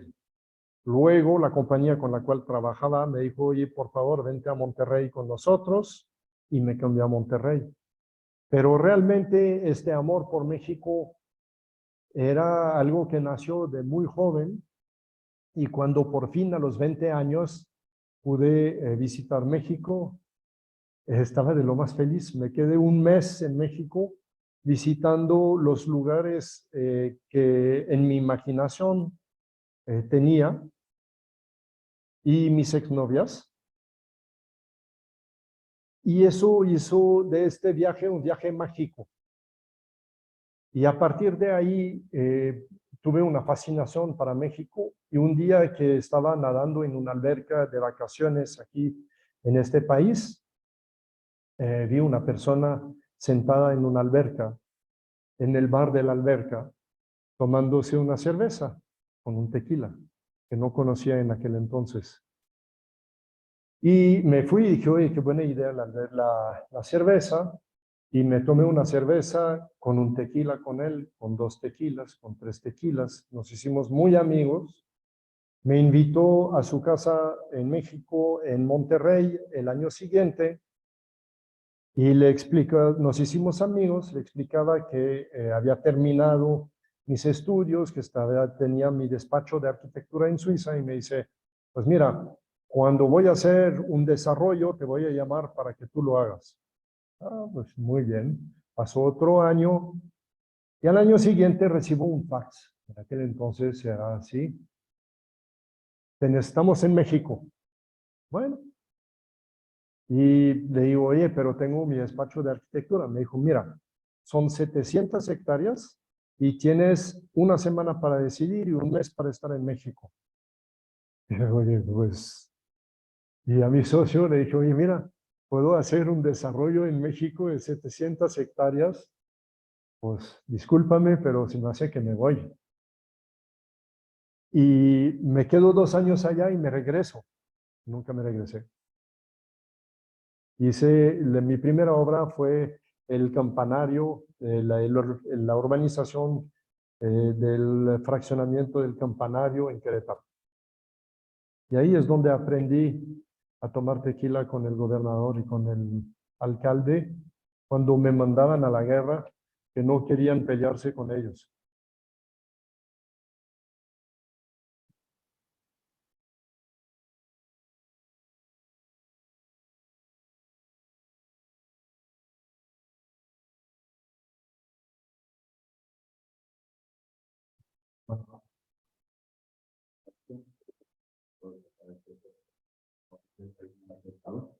Y mejor manejo lo que es luego destacar. Pero más allá de eso, está bastante interesante. Mi pregunta nace porque menciono de que es fanático de las nuevas tecnologías. Y como buen fanático de las nuevas tecnologías, evolucionando un poco y decimos un poco. Mi pregunta va enfocada a lo que es tecnologías sociales, el uso de nuevas tecnologías, design, bueno, creación de imágenes mía, research and development, de búsqueda de nuevos tipos de materiales, o todo este tipo de cosas, como el 3D printing, tanto en pequeñas máquinas como en grandes máquinas, como, y esa aportación de incentivar como la innovación, que siempre lo vemos como muy distante para despachos de Estados Unidos, despachos europeos, o firmas extranjeras, que de plano decimos, bueno, y ver esta oportunidad de, bueno, cómo dejas este legado para la arquitectura mexicana, de que pues, se puede, digamos, valentar también lo que tiene que ver con el contexto de Latinoamérica. Mira, bueno, la tecnología me interesa en múltiples cosas. No necesariamente me interesa en programas, me interesa en tecnología de materiales, me interesa en herramientas, me interesa en la educación, que creo que ya debemos de cambiar el sistema educativo también para enfrentar de otra manera el futuro. Y es urgente, ya debería de haber sido ayer, no mañana. Creo que vamos un paso atrás de todo y lo que estoy tratando de hacer es entender cómo puedo utilizar toda esta tecnología para hacer una arquitectura mejor, o es paso a paso. Y cada quien su especialidad. Y definitivamente yo me concentro en lo que puedo hacer en arquitectura con esta tecnología. No en medicina, que ahorita que tengo un problema con la pierna, muy inocentemente le digo al doctor, oye, los nanorobots de inyección no te resuelven los problemas estos. Me dice, ¿de qué me estás hablando? Estás en México. Pero bueno, lo leí y me pareció interesante que en el flujo sanguíneo pueden utilizar un nanorobot. Me dice, a ver, te voy a mandar a Helsinki, donde el único experimento que han hecho con esto se les ha quedado pegado en las venas, en la parte baja del cuerpo, y han tenido que operar para sacar los robots. Que no, pues no leí esto yo. Y creo en el futuro. Es decir, creo también que podemos crear esta tecnología del futuro. O sea, no es nada más utilizarla. ¿Qué es lo que quisieras tú de esta inteligencia artificial? Yo tengo sueños. Hace 5 años que trabajamos con Cemex en un programa de conceptualización asistida. Es decir, poder trabajar uno dictando esto en lugar de dibujándolo, que es mucho más rápido. Y esto existe, pero no te lo quieren poner en el mercado. ¿Por qué? Porque se van a volver obsoletos todos los grandes programas que te cobran ahorita $3,000 para tener un programa obsoleto desde el primer día que lo recibes. Entonces, las respuestas son, si no te las quieren dar esas empresas, las tienes que tomar tú. Y las tienes que inventar y tienes que creer en tu potencial profesional arquitectónico o en lo que a ti te gusta y que sabes para poder hacer o crear el futuro. No me pondría a construir un robot porque no me veo lo suficientemente habilidoso para poder hacer esto, pero sí un programa para ver cómo funcionaría, por ejemplo, ahorita una nueva tecnología de construcción, sí. Y sí creo que puede ser útil en esto. Entonces, mi participación no es únicamente utilizar una herramienta, sino concebir nuevas herramientas que en un momento dado pudieran ser útil para la masa de los arquitectos, ¿no? Entonces, bueno, pues básicamente esto.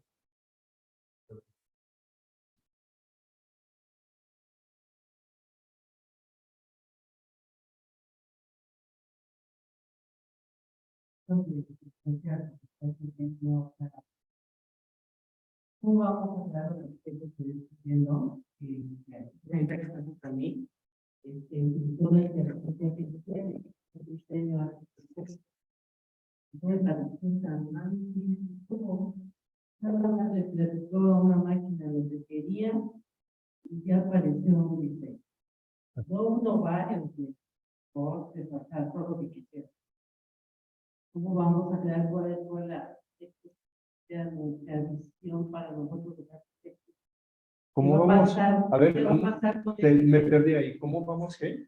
¿Cómo vamos a estar nosotros? ¿Qué va a pasar con nosotros? Cualquier persona, esta persona que está aquí, es un trabajo que no es arquitecto, que no estudió arquitectura, y ya le dijo a una máquina, tengo una casa de tal características, con tal, le dio unas instrucciones, y entonces ya tenía un diseño. La máquina le sacó los lentes, le sacó las plantas arquitectónicas, le sacó todo.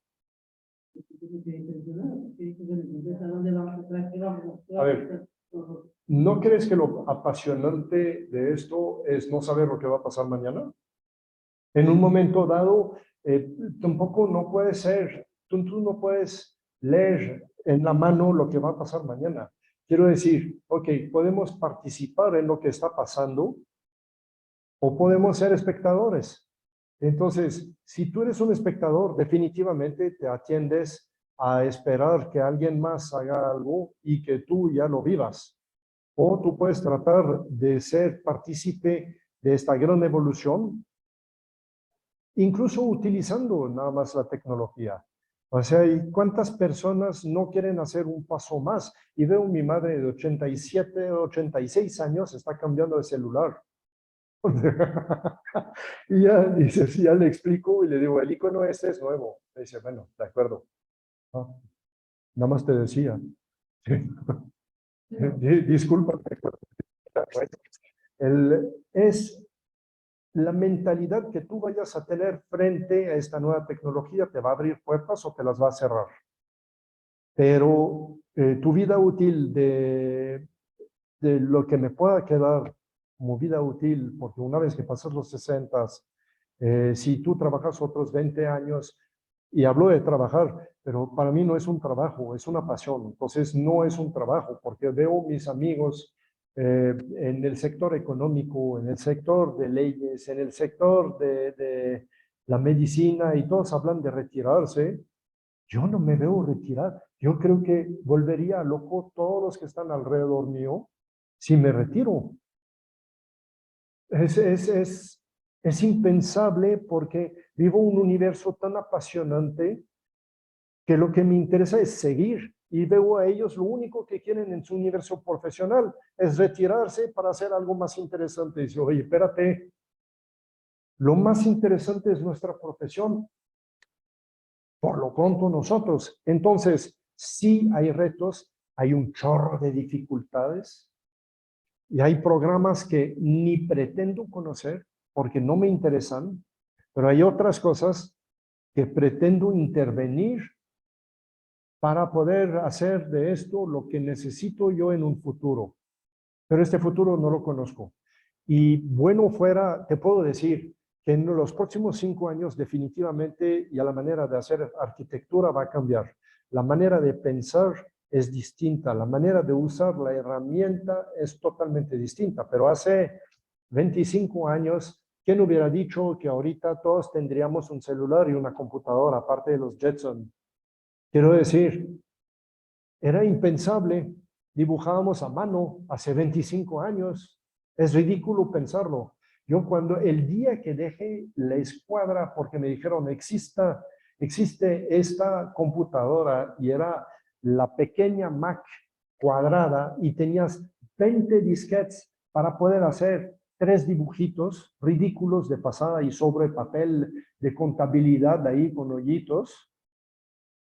Pero fue una presentación que hicimos, imagínate, en maestría en Colombia, para que veas que la mejor universidad en aquel entonces no tenía esta herramienta, era computadora personal. Y mi amigo hacía un instrumento electrónico al mismo tiempo con la misma computadora.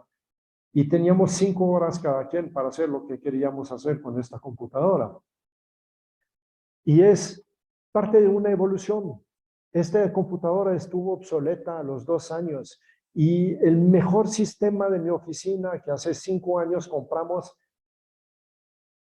está padre, pero la verdad ya estamos muy lejos de lo que ya uso en mi nueva computadora ahora. O mi teléfono es más potente que las computadoras que podemos tener de repente. Sí, bueno, y puedo dibujar en mi celular, me puedo comunicar, puedo tener, puedo videograbar, puedo hacer 1000 cosas que no podía antes hacer. Entonces, acelera el modo de vida, te da herramientas extraordinarias para poder hacer 1000 cosas con tu trabajo. ¿Qué va a pasar mañana? Claro, este teléfono que compré hace 6 meses es obsoleto, y hay uno mejor. Pero ya todavía el número de gente que usa esto en el mundo es limitado. Quiero decir, hay que pensar que tenemos una suerte increíble de poder vivir este momento y de platicarlo. Porque hay gente que ya no sabe ni qué comer. Y este mundo es totalmente desigual en múltiples cosas. Entonces hablamos de una tecnología de punta y de lo que vamos a hacer en los próximos 5 años, cuando hay gente que no sabe qué va a comer mañana. Esto sí me da ansia. Eso sí es lo que realmente me parece que ya debemos justamente de ayudar, y es en este país, en este momento, la educación, para que justamente estemos más preparados para mañana. Y es la única manera de ayudar. Es la educación, ¿sabes? Porque nuestra generación ya le queda poco por evolucionar, pero a los jóvenes hay que darles las herramientas para que su vida sea extraordinaria. Entonces, sin esta educación de base, no vamos a lograr nada. Y parte del problema que tenemos ahorita a nivel político, de ver todos los políticos, porque todos están en el mismo paquete, menos 3 o 4, los vamos a poder cambiar solo con la educación. Porque las nuevas generaciones van a llegar y van a querer cambiar las cosas. Como entran las mujeres, entran las nuevas generaciones. Y las mujeres incorruptibles ya no existen. Es nuevo. Antes todas las mujeres eran incorruptibles y por eso decías, denle por favor todos los puestos a las mujeres. Quitan los hombres de aquí, pongan mujeres. Nos va a ir mucho mejor. Y no es la solución, ya lo vimos. Pero las nuevas generaciones, si no les damos justamente los problemas que tenemos ahora, probablemente son los que van a cambiar el curso del universo, porque lo estamos destruyendo a una velocidad super B también. Y somos cada vez más y no hay recursos en este mundo para tanta gente. Entonces, los problemas que nos podemos plantear para el mañana son de un tamaño inconmensurable. O de un momento dado, lo que podemos decir, pues vamos a ser obsoleto, en un momento dado lo vamos a hacer. Y parte de la evolución también es, el mundo te retira. Te respeta muchas veces, pero te retira.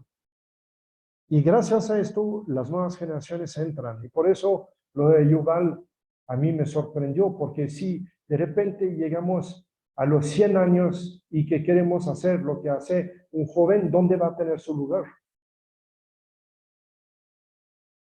¿Dónde vamos a tener esta renovación? ¿Quién nos va a mantener? ¿Quién va a mantener el mundo? ¿Cómo vamos a fabricar tanta comida? ¿De dónde vamos a sacar el agua? Al ritmo que vamos, nos vamos a acabar los recursos más preciados de esta tierra. Y no es apocalíptico. La verdad, ya hay muchas soluciones. Pero sí tenemos que cambiar nuestra manera de ver las cosas. Y esto es cambiar todos los días un poco y ver lo que va a pasar para poder cambiar y poder adaptarse. Y la persona que se adapta es la persona que sobrevive.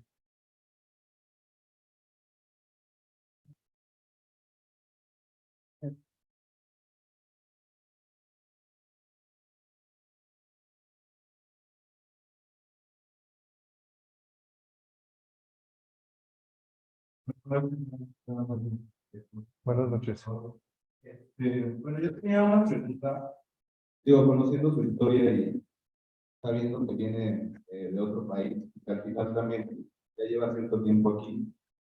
Bueno, conociendo la eficacia del mexicano, la cultura también, bueno, ¿qué opina o de qué manera usted puede mencionar la forma de trabajar del mexicano, como decir, de cierta manera, sus virtudes, también sus desventajas, y bueno, tanto en diferentes, digamos, porque pues al final nosotros tenemos que transmitir la idea como arquitectos. Entonces, bueno, yo tenía esa pregunta, y otra era, bueno, primero es Ok. La primera es, pues es un país extraordinario y muy diverso. No es la misma manera el sur, el centro, el norte. Creo que hay diferentes maneras de ver las cosas, de acercarnos a nivel de historia, a nivel del trabajo, a nivel de la familia.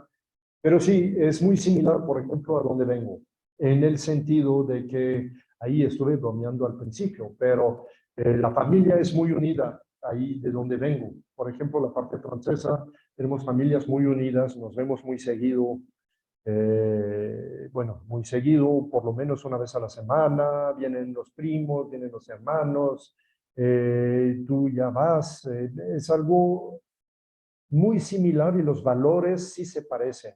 Se quiere la familia, se cuida, se respeta, es algo donde te adaptas muy fácilmente.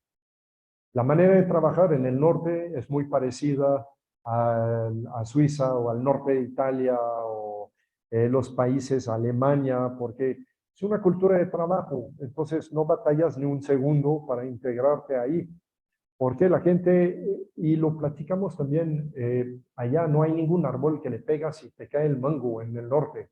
Si no trabajas, no comes. Entonces es muy simple. La gente que va al norte sabe que va para trabajar. De hecho, los migrantes cuando llegan al norte no se quieren quedar, porque piensan que en Estados Unidos van a trabajar menos. porque dicen, oye, están locos, o sea, trabajan, esto ya pues es demasiado trabajo. Y en ese sentido, la adaptación es fácil. En la escala es diferente, efectivamente. Tú dices, pues el estado de Nuevo León es el tamaño de Suiza, entonces, y es el mismo número de personas también, 7 millones, aprox. Entonces, en ese sentido, te sientes en tu país.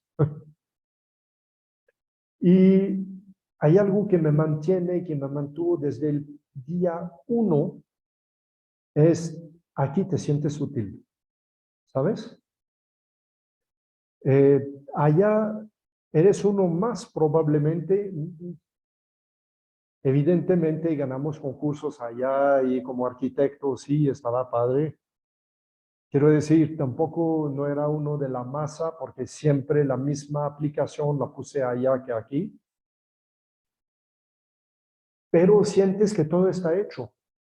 O sea, ya no hay tantas necesidades de ayuda, de aportación.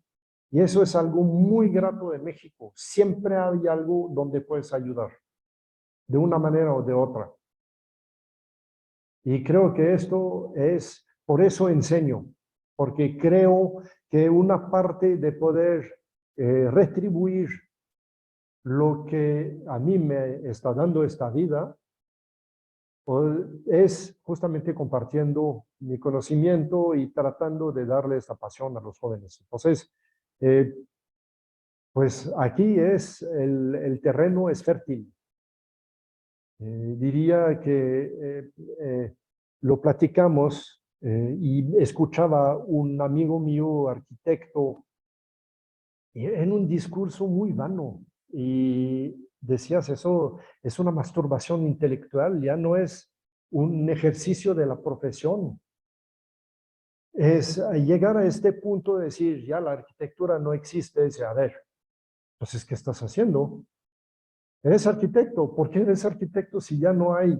No no me entendiste lo que quería decir. Te entendí perfectamente. Nada más escogiste mal tus palabras. Entonces, aquí en México no pasa esto. No pasa, porque las necesidades son tales que siempre puedes ayudar o hacer algo para alguien más. Aporta, da, regala. La vida te va a regalar, o sea, te va a regresar todo lo que estás regalando y por lo general mucho más. Pero en un país de primer mundo no es así. O sea, la vida no es tan boomerang como aquí. Entonces, la calidad de vida que tienes en México es extraordinaria.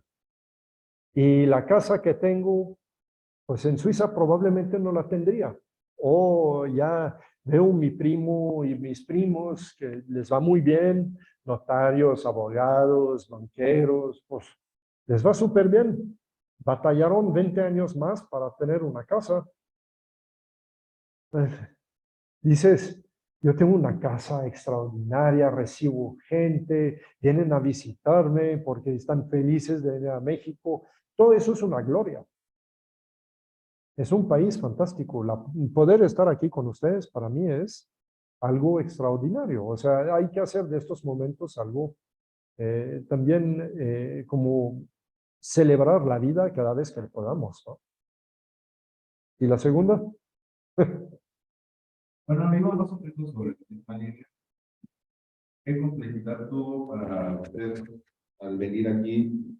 Digamos que esa forma, a lo mejor que traía pues, de pensamiento, de enseñanza, de procesos, a lo mejor incluso tanto de trabajo como cognitivos, para adaptarlos al momento de llegar aquí. A ver, otra vez. Porque ya, ¿cuál es la fórmula así? Bueno, era qué complejidad tuvo para usted el adaptar, digamos, los procesos que aprendió, digamos, en su país para adaptarlos aquí en México. Pues es una cuestión de contextos. Tú ya tienes que adaptarte al contexto en el cual estás viviendo. Y cuando estaba viviendo en Estados Unidos era una adaptación muy distinta, y una tecnología distinta y una manera de vida distinta que no me gustaba, por ejemplo. Entonces, estuvo genial unos años, porque sí, aprendí cosas fantásticas, hice amigos extraordinarios. eh, Me pareció un gran momento de mi vida, pero un momento. Y aquí no tengo esta sensación que es un momento, sino que perdura.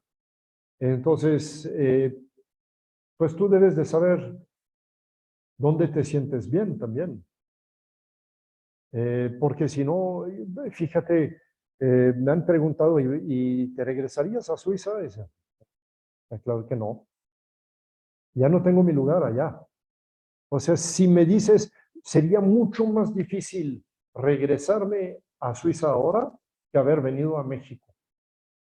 Sin ninguna duda. Y no es que estoy totalmente adaptado tecnológicamente y conozco perfectamente cómo construir allá o hacer un proyecto allá. Nada más que el tipo de vida de allá ya no me gusta.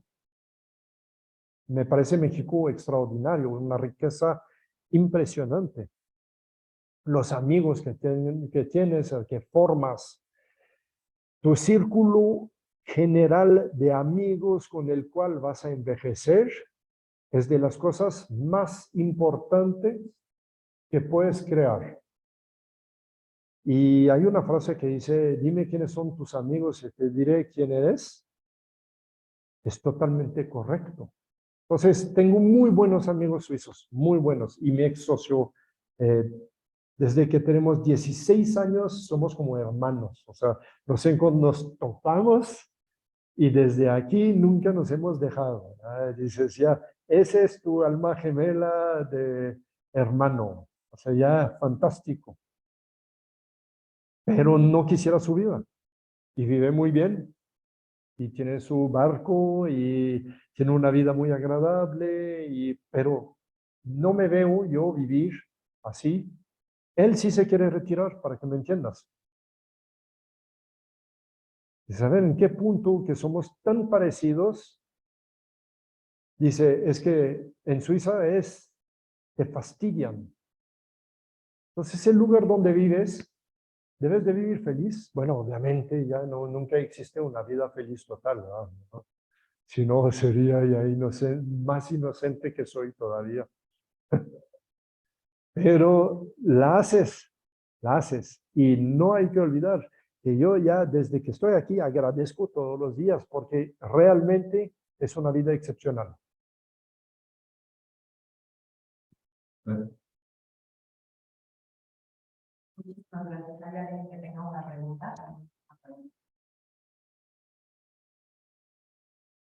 ¿A qué hora es la cena? Próxima pregunta. Bueno, no hay más preguntas. Doy las gracias al nombre del Colegio de Arquitectos por su presentación magnífica. Y pues nada, muchísimas gracias. Gracias a todos. Gracias por todo.